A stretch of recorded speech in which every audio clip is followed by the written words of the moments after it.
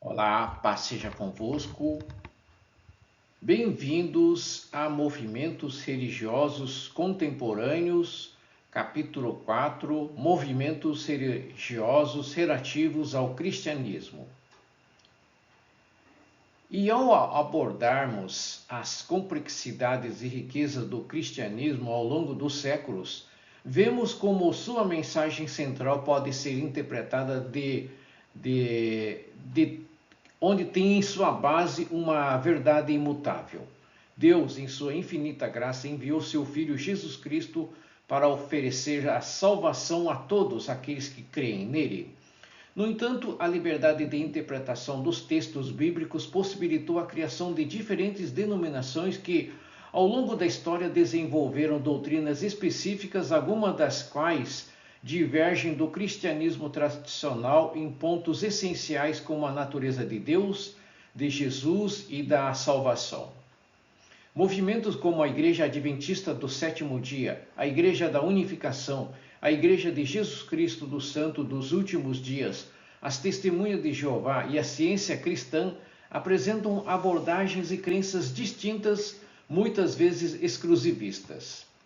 Essas interpretações, que incluem a guarda do sábado, a visão dualista de Deus ou a negação da divindade completa de Cristo, mostram como a complexidade dos ensinamentos bíblicos podem gerar diferenças profundas. Com isso, podemos compreender a importância de uma fé fundamentada na palavra de Deus e no Evangelho eterno para que as nossas vidas sejam alinhadas ao propósito do Senhor.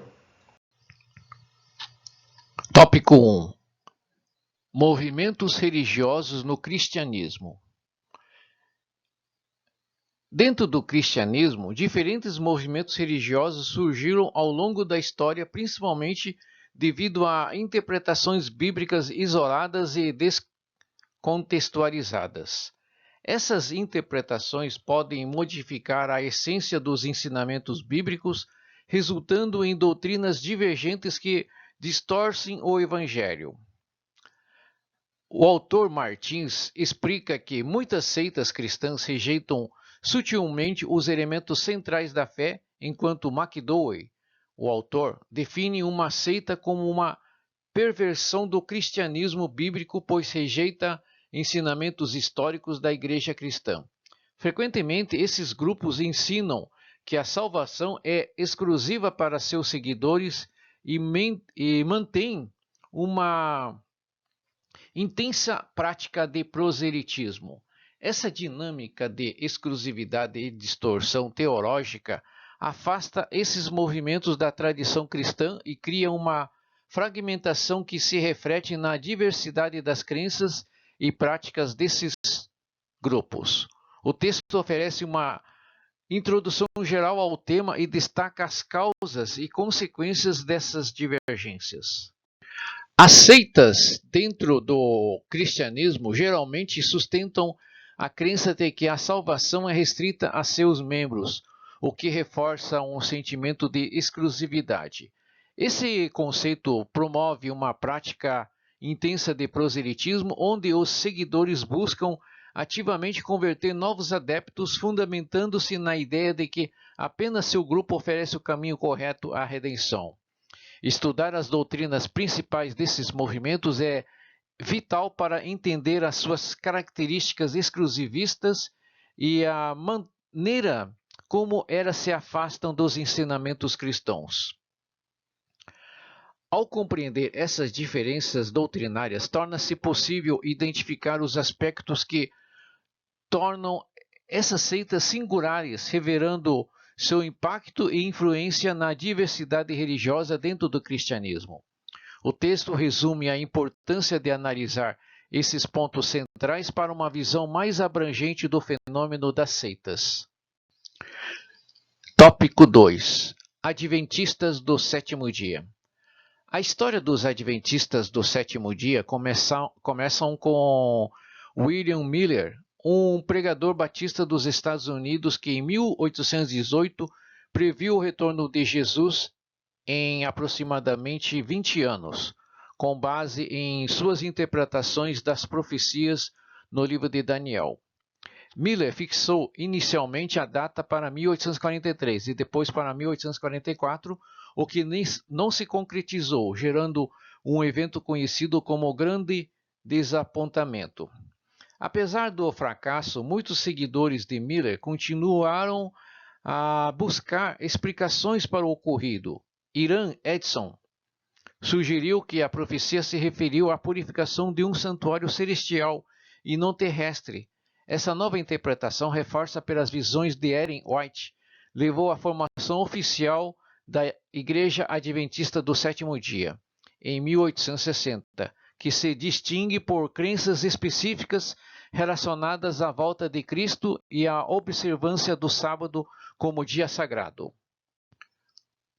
No Brasil, o Adventismo começou a se estabelecer por meio da distribuição de literatura religiosa e missionários que trouxeram a mensagem da Igreja Adventista do Sétimo Dia.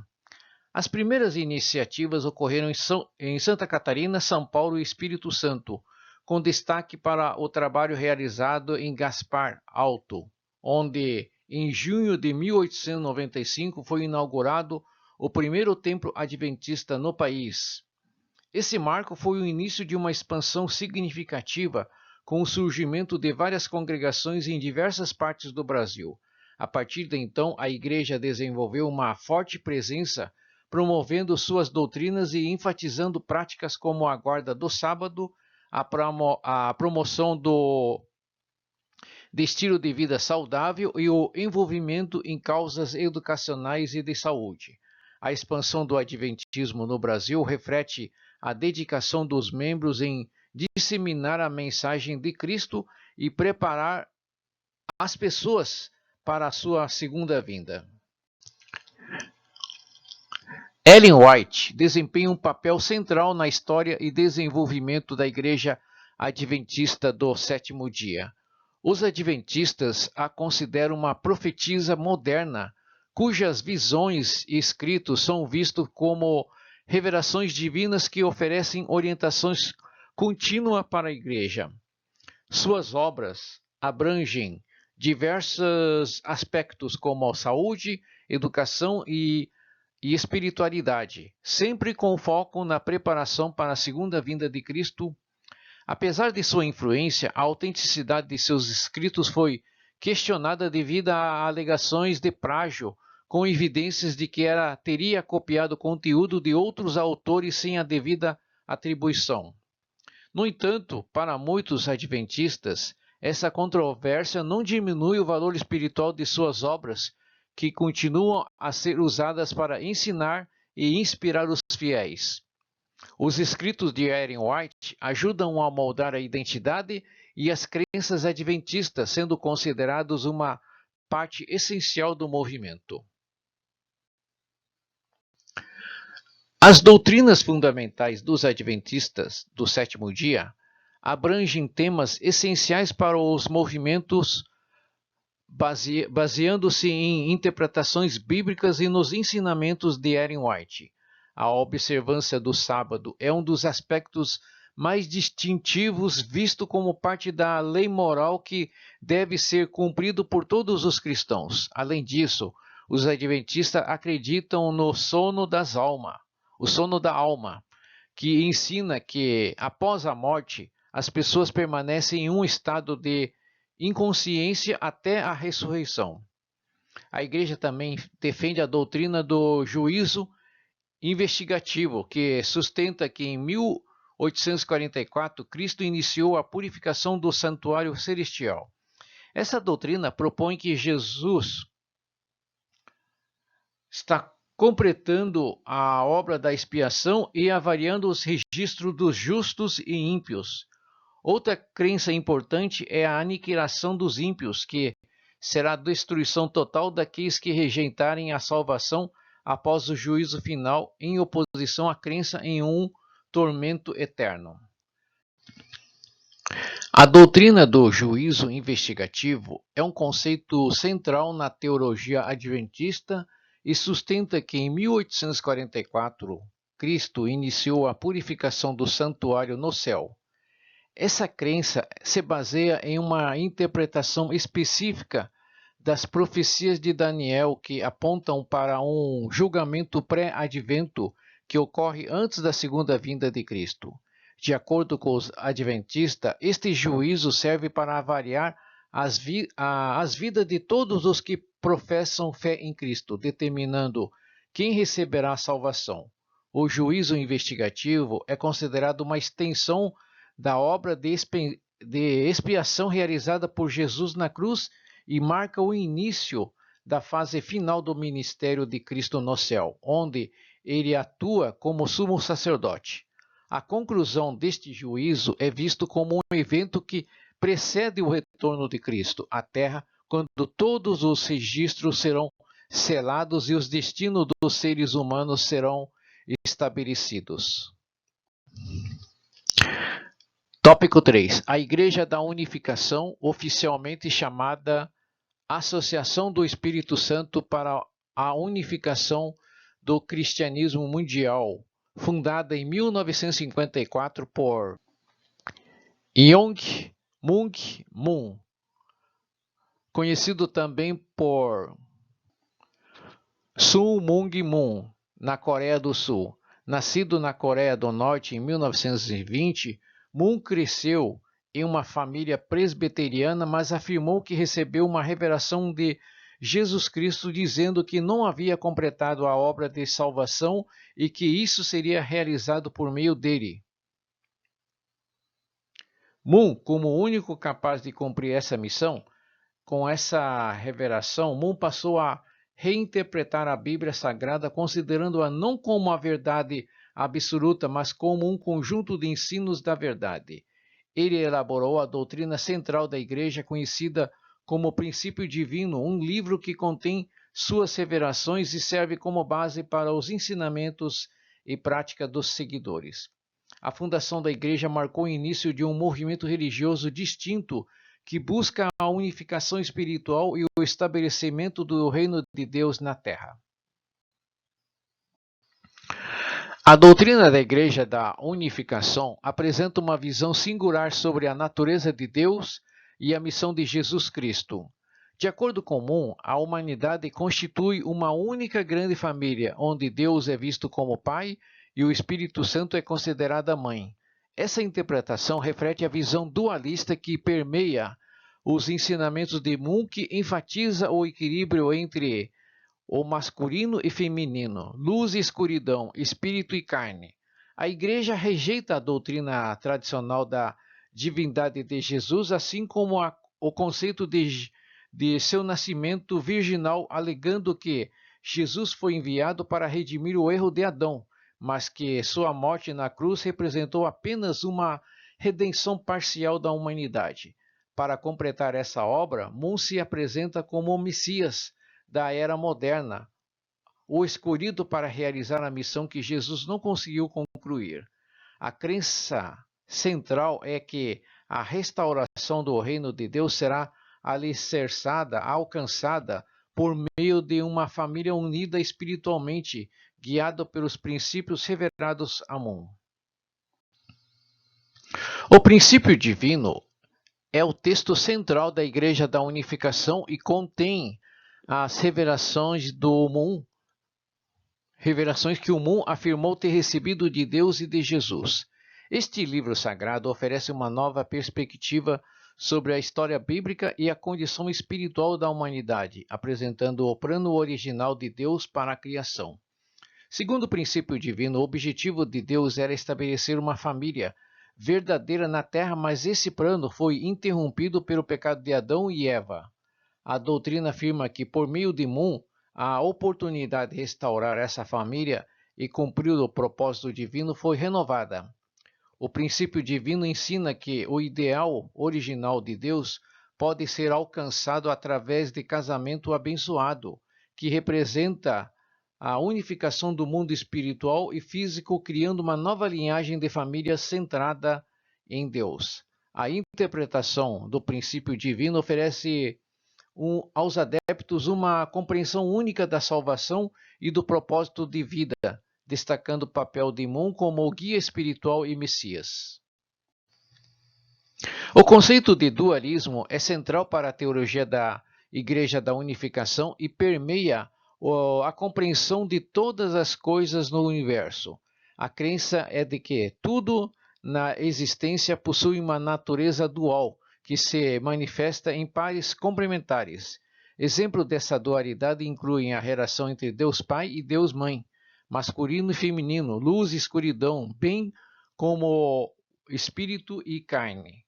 Esse entendimento de dualismo é influenciado por ideias do Yin e Yang, presentes em filosofias orientais, mas aplicados de maneira única dentro da visão religiosa de Moon. Para os monistas, essa dualidade reflete o equilíbrio perfeito que Deus desejou para a criação e que deve ser restaurado para alcançar a verdadeira harmonia no mundo. A prática religiosa e a vida cotidiana dos adeptos são fortemente influenciados por esse conceito que busca a unidade entre os opostos como um caminho para a redenção e a realização do ideal divino na Terra. Para os membros da Igreja da Unificação, Moon não é apenas o fundador da Igreja, mas o Messias enviado por Deus para completar a obra de salvação iniciada por Jesus Cristo. Segundo Moon, a missão de Jesus falhou em alcançar a plena redenção porque ele não conseguiu estabelecer uma família física centrada em Deus na Terra devido à sua morte na cruz. Como resultado, Moon afirma ter sido escolhido para finalizar essa missão, trazendo uma nova era de salvação e restauraria o ideal divino de uma humanidade unida espiritualmente. O objetivo principal da Igreja da Unificação é realizar a unificação espiritual e física das pessoas, promovendo casamentos abençoados que simbolizam essa nova criação. A crença de que Moon é o Messias atual está no cerne das práticas e da identidade do movimento, que vê na missão de Moon e em seus ensinamentos uma oportunidade para reverter os efeitos do pecado original e estabelecer o reino de Deus na Terra. Tópico 4. Igreja de Jesus Cristo dos Santos dos Últimos Dias, também conhecida como Mormonismo, foi estabelecido por Joseph Smith Jr. em 1830. O ponto de partida ocorreu quando Joseph Smith afirmou ter recebido uma visão divina na adolescência em que Deus Pai e Jesus Cristo lhe apareceram. Nessa visão, ele foi informado de que todas as igrejas existentes eram apóstatas e que os credos delas eram abomináveis. Posteriormente, em 1823, o anjo Moroni teria revelado a Smith a existência de um livro sagrado escrito em placas de ouro, que, ao ser traduzido, tornou-se o Livro de Mórmon, considerado o texto central da nova religião. Além disso, Smith alegou ter recebido outras visões, incluindo a aparição de João Batista e dos apóstolos João Pedro e Tiago, que lhe conferiram o sacerdócio de Arão e de Melquisedeque, e a autoridade de conceder o dom do Espírito Santo por meio da imposição de mãos. Essas experiências fundamentaram a nova fé e sua teologia. A Igreja de Jesus Cristo dos Santos dos Últimos Dias adota um conjunto de escrituras sagradas que incluem o Livro de Mórmon, Doutrina e Convênios e a Pérola de Grande Valor. Estes textos são vistos como revelação direta de Deus e complementam a Bíblia, que é aceita como escritura, mas é considerado de importância secundária em comparação ao Livro de Mórmon. Além das escrituras sagradas, a Igreja possui publicações oficiais como a revista Liahona, que é um meio de disseminar ensinamentos e mensagens espirituais. Também são reverenciadas as obras de seus líderes e escritos históricos, como o Jornal de Discurso e a História da Igreja. Essas publicações são vistas pelos membros como inspirados e servem de base para a orientação doutrinária e espirituais da comunidade. Entre os textos sagrado, existem algumas discrepâncias doutrinárias, mas todas são aceitas como parte essencial da fé e a prática do mormonismo. A doutrina da Igreja de Jesus Cristo do Santo dos Últimos Dias apresenta uma visão distinta da Trindade, divergindo das crenças cristãs tradicionais. Segundo o teólogo Mormon, a Trindade é composta por três seres separados e distintos que se tornaram deuses em momentos diferentes: Deus Pai, Jesus Cristo e o Espírito Santo. Esses três seres são considerados divinos, mas não coiguais ou consubstanciais. A Igreja ensina que Deus, antes de ser divino, era um homem mortal que, por meio de um processo de perfeição e crescimento espiritual, alcançou a divindade. Da mesma forma, os mormons acreditam que os seres humanos têm o potencial de se tornarem deuses em um processo semelhante. Esta doutrina sustenta a possibilidade de que, com o esforço, obediência e o cumprimento dos ensinamentos do mormonismo, as pessoas possam atingir a condição de divindade e criar mundos, perpetuando a obra de Deus em um ciclo contínuo de progresso eterno. Na tradição mórmon, os rituais desempenham um papel central na vida religiosa e espiritual dos seus membros. Um dos rituais mais importantes é o batismo pelos mortos, realizados em templos sagrados. Essa prática busca oferecer a salvação aos antepassados falecidos que não tiveram a oportunidade de aceitar o Evangelho em vida. Outro ritual significativo é o casamento para a eternidade, que une os cônjuges não apenas nesta vida, mas também no mundo espiritual, prometendo uma união eterna. Nessa cerimônia, os casais são selados, comprometendo-se a reencontrar-se no céu e a formar famílias que continuarão por toda a eternidade. A igreja também teve uma história marcada pela prática da poligamia, que foi ensinada como um mandamento divino no século XIX. A poligamia, em tempos passados, era vista como uma forma de viver uma lei superior, refletindo a crença de que os deuses, incluindo Jesus, eram polígamos. Embora a prática tenha sido oficialmente abandonada, ela permanece uma parte notável da história e da doutrina mormonista. A doutrina da Igreja de Jesus Cristo do Santo dos Últimos Dias, a salvação vai além da fé em Jesus Cristo, exigindo também a prática de boas obras e a obediência às leis e ordenação do Evangelho restaurado. Os mormons acreditam que a salvação se divide em dois aspectos: a salvação universal concedida a toda a humanidade, graças ao sacrifício expiatório de Cristo, e a salvação individual, que é garantido por meio de obediência às leis divinas e pela participação em rituais sagrados.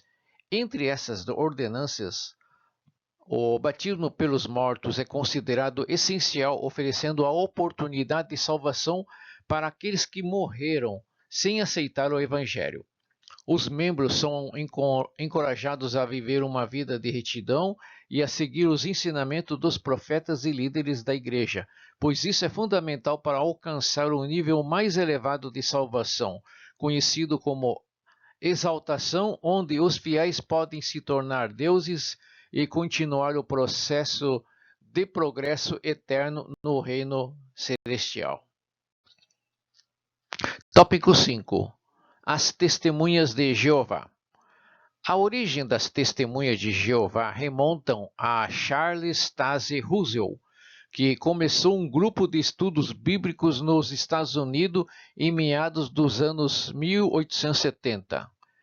Nascido em uma família presbiteriana, Russell explorou várias tradições cristãs, incluindo a Igreja Adventista, antes de formar sua própria crença. Em 1879, ele fundou a revista Torre de Vigia de Sião, para divulgar sua interpretação particular das Escrituras. Sua obra, A Aurora do Milênio, posteriormente renomeado Estudo das Escrituras, se tornou a base teológica do movimento.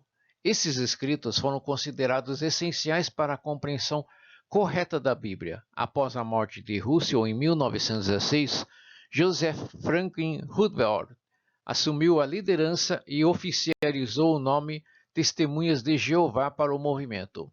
Sob sua direção, o grupo consolidou suas doutrinas e práticas, diferenciando-se ainda mais das tradições cristãs convencionais. Os escritos e publicações das Testemunhas de Jeová são centrais para a sua doutrina e prática religiosa. Embora aceitem a Bíblia como livro sagrado, consideram os estudos das Escrituras de Charles Taze Russell como uma interpretação indispensável das Escrituras. Russell chegou a afirmar que ler seus escritos sem consultar a Bíblia forneceria a verdadeira luz espiritual, enquanto a leitura exclusiva da Bíblia resultaria em escuridão.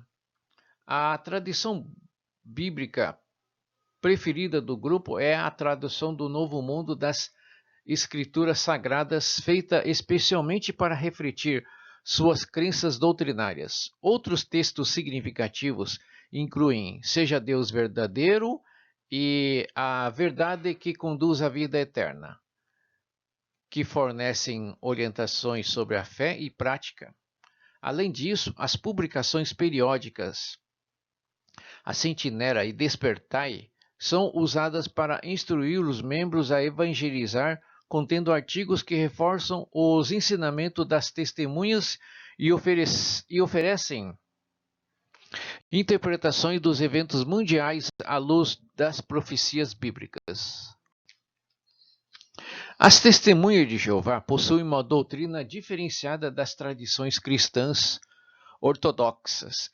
Elas rejeitam a doutrina da Trindade, afirmando que Jesus Cristo e o Espírito Santo não são considerados Deus. Jesus é visto como um ser criado, distinto de Jeová, o único Deus verdadeiro. Para alcançar a salvação, acreditam que as boas obras e a obediência são essenciais, não se baseando apenas na obra redentora de Cristo na cruz.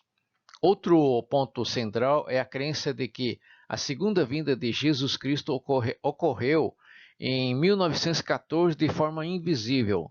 Nesse ano, ensinam que Cristo começou a governar como rei no céu e iniciou o processo de estabelecer o reino de Deus. Em relação ao inferno, consideram-no apenas uma sepultura comum e não um lugar de homem eterno. Não um lugar de tormento eterno, perdão. As testemunhas de Jeová também negam a imortalidade da alma, acreditando que a alma entra em um estado de inexistência após a morte, até a futura ressurreição. A visão das testemunhas de Jeová sobre a morte e o futuro é distinta de outras tradições cristãs. Elas ensinam que após a morte a alma entra em um estado de inexistência sem consciência, aguardando a ressurreição.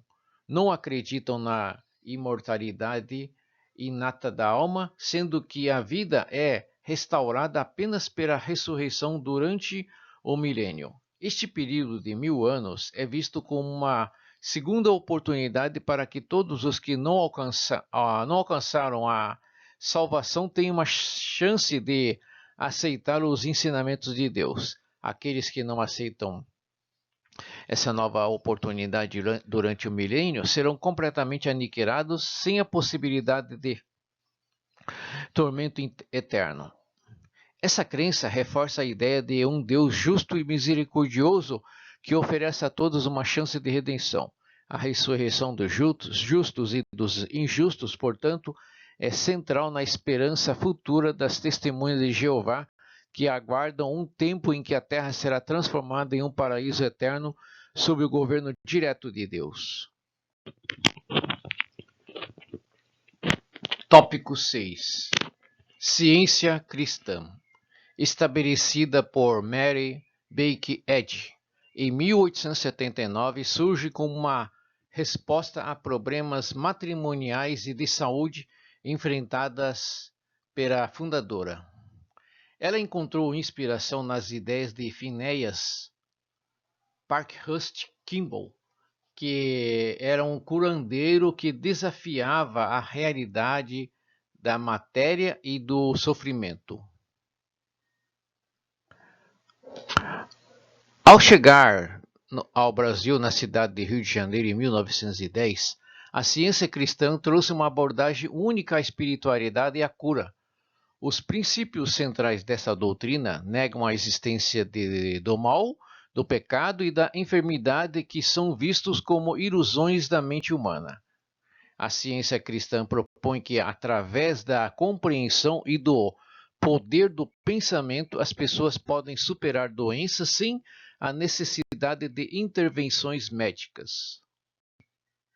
A filosofia da ciência cristã é profundamente enraizada nos ensinamentos de Phineas Parkhurst Kimball, que argumentava que o sofrimento humano e as enfermidades resultam de um pensamento incorreto. Essa ideia é um pilar da crença na cura mental, onde se acredita que a verdadeira natureza do ser humano é espiritual e perfeita.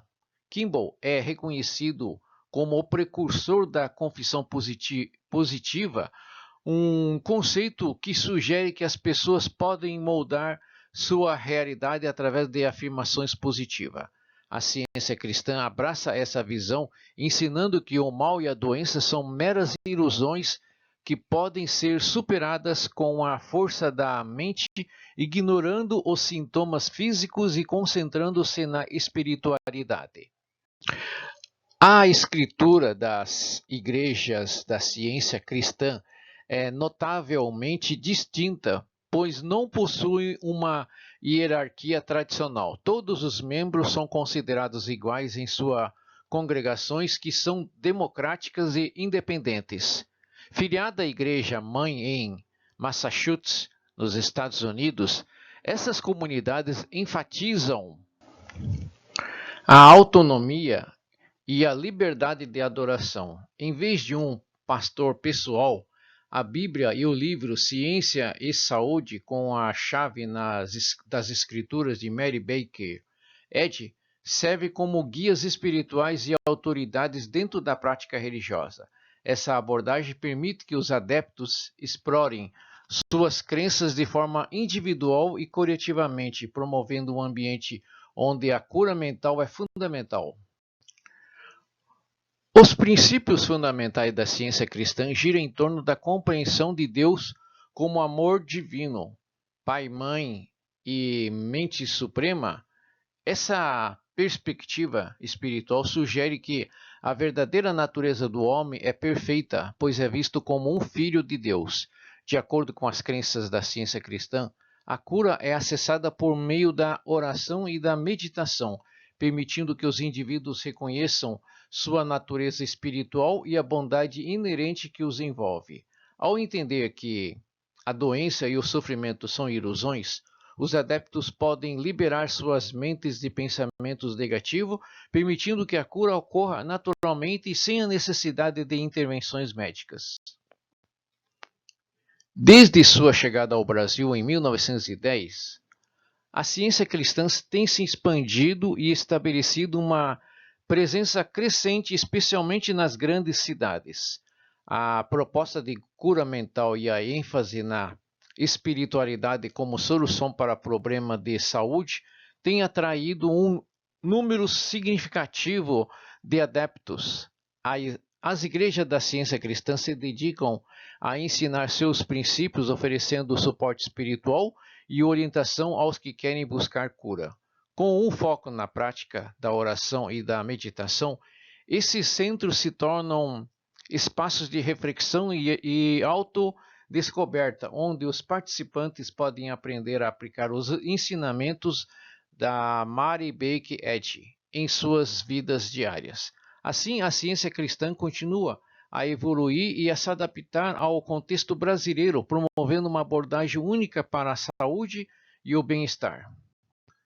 Tópico 7. Conforme o Censo Demográfico de 2010, a população cristã brasileira divide-se entre vários movimentos. Os adventistas representam aproximadamente 1,5% da população cristã total, com concentração mais altas no Sudeste e Nordeste. Os Mormons constituem cerca de 0,2%, predominam também no Sudeste. As Testemunhas de Jeová somam cerca de 1,3% dos cristãos, especialmente presente no Sudeste e Nordeste. Já o grupo de outras religiões cristãs corresponde a aproximadamente 1,4%, destacando a diversidade dentro do cristianismo no Brasil. Tópico 8. Confronto doutrinário.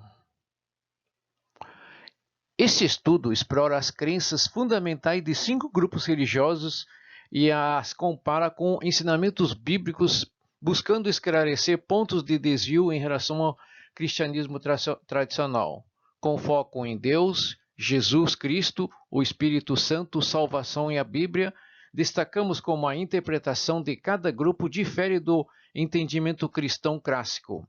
É enfatizado o papel da Bíblia como autoridade final na doutrina cristã, contrastando a abordagem de cada denominação sobre pontos-chave e abordando suas interpretações. A Bíblia, como base sólida, ajuda a examinar e esclarecer o que os cristãos consideram os pontos centrais da fé, realçando onde as doutrinas dessas denominações divergem das mensagens bíblicas. O Adventismo do sétimo dia enfatizam a observância do sábado e acreditam que Jesus iniciou um juízo investigativo em 1844. Essa prática baseia-se na interpretação de que a guarda do sábado é fundamental para a salvação, considerando a parte essencial da lei moral de Deus. No entanto, textos como Romanos 3,28 e Colossenses 2,16 a 17 indicam que a salvação é obtida pela fé e que não devemos ser julgados pelas leis específicas como a guarda do sábado. Hebreus 10,12 a 14 também reforça que o sacrifício de Jesus foi completo e definitivo, refutando a ideia de um juízo investigativo em curso. Essa análise critica o entendimento adventista, enfatizando que a obra redentora de Cristo é plena e que a salvação se dá exclusivamente pela graça mediante a fé, sem adição de leis ou observâncias específicas. A Igreja da Unificação, liderada por Sun Myung Moon, apresenta um conceito dual de Deus, como figura de pai e mãe, e afirma que a missão de Jesus falhou. Moon chegou a declarar-se o Messias, alegando ser ele quem completaria a salvação. A Bíblia, no entanto, ensina um Deus único e pessoal, Deuteronômio 6,4, e que Jesus completou sua obra redentora com as palavras: tudo está consumado, escrito em João 19,30. A visão unificacionista do Espírito Santo como uma figura feminina também diverge das Sagradas Escrituras, onde ele é descrito como o consolador pessoal e ativo enviado pelo Pai e pelo Filho.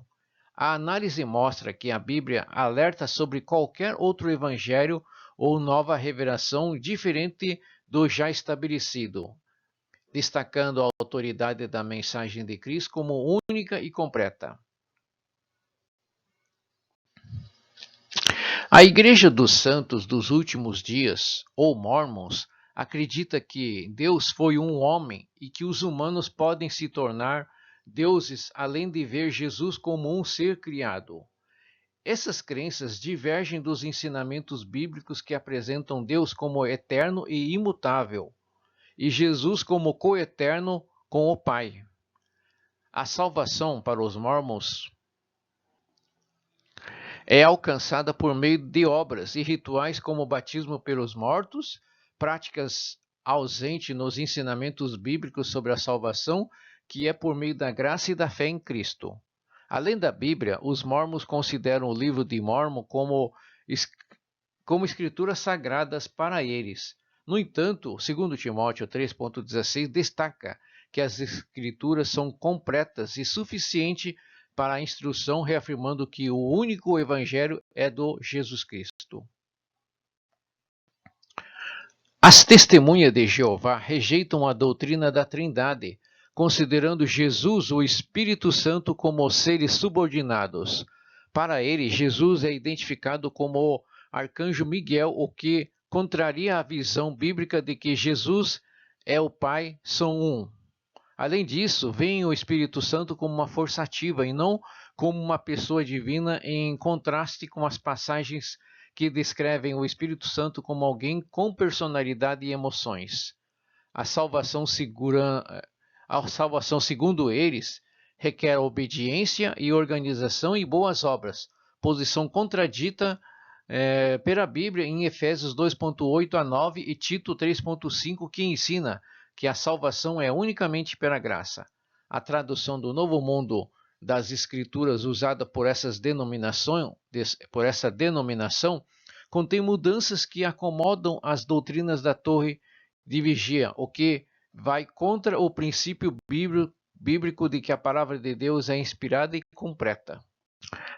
A ciência cristã apresenta um conceito diferente sobre Deus, definindo-o como uma mente divina e negando sua natureza pessoal. A Bíblia, no entanto, descreve Deus como um ser pessoal. Jesus Cristo, para a ciência cristã, é apenas um modelo a ser seguido, não reconhecendo sua ressurreição física, um evento central para a fé cristã. Essa denominação acredita que a cura mental leva à salvação, mas as Escrituras ensinam que a salvação depende da fé em Cristo e na obra redentora que ele realizou. Além disso, eles interpretam a Bíblia com base nos escritos de Mary Baker Eddy. A Bíblia, em Apocalipse 22, do 18 a 19, alerta contra alterações ou acréscimos, reforçando que somente as Escrituras são a fonte final da autoridade de instrução. Ao comparar as doutrinas dessas 5 denominações com ensinamentos bíblicos, percebemos que as Escrituras apontam para a unidade de Deus em Pai, Filho e Espírito Santo e para a salvação unicamente pela fé em Cristo. Cada grupo analisado oferece interpretações e práticas que se desviam desses fundamentos, trazendo um alerta para o cristão discernir entre doutrinas que se afastam da Bíblia. A análise enfatiza a importância de uma fé centrada na palavra de Deus e na obra completa de Jesus Cristo.